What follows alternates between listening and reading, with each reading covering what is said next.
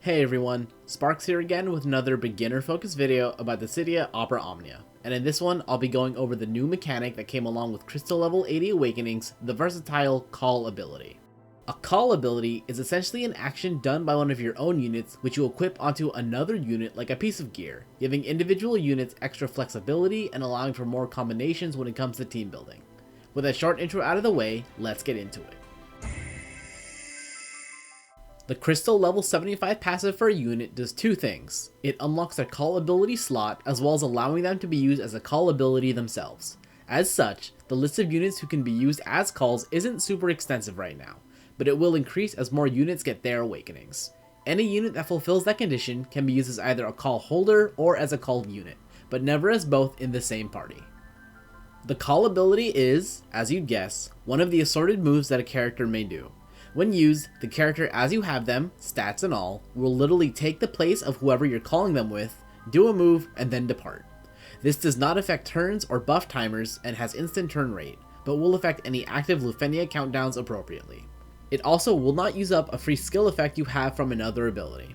Also, if a character has any at the start of the wave buff or debuff application effects, those will be applied onto your party and the enemies appropriately. It's kinda neat. In terms of functionality, call abilities are some variation of one of that character's skills, maybe just some extra battery or effects here and there. Noticeable variations are not quite so common, but they are around, such as Rem's call ability, which is a party version of Cure rather than just her normal single target version, and then there's Alice, who doesn't even do a skill, she does Enchanted Redoublement instead. On top of that, using a call ability grants a bonus effect similar to using an additional ability or burst field effects. These can vary between individual boosts, party boosts, enchants, regen, etc. And the Crystal level 80 passive enhances the call ability akin to your ability extensions, improving the call itself and potentially the effects in some fashion. So, after equipping a call unit onto a main party unit, you can edit the call ability's placement in your deck within the ability equip menu. This leaves you at 8 or 9 abilities, depending on if a character has a burst. That leaves one empty slot potentially, and that's where the LD call goes.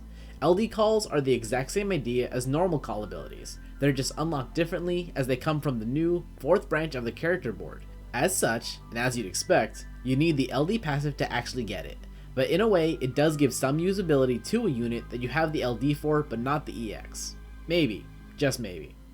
The branch also has an upgrade for the LD call, similar to the C80 passive improving the normal call for that unit. Depending on the character, this may be weaker or the same as the LD skill itself, and will give a separate call effect, orange, that cannot coexist with the base call effect, blue. Call abilities as a whole are a nice mechanic to have, and really come into form once LD calls come into play, since LDs are so dang useful. In fact, they even increase the amount of buff slots enemies have to 8 to accommodate strong LD debuffs, and thanks to an increased number of crystal rewards, you're capable of taking every unit that gets a C80 awakening in an event to C80 simply by playing the game and doing some player missions. If you like this video and want to see other beginner-oriented content like it or other Omnia content, feel free to stick around, subscribe, and check out the channel. Thanks for watching, and I hope to see you again.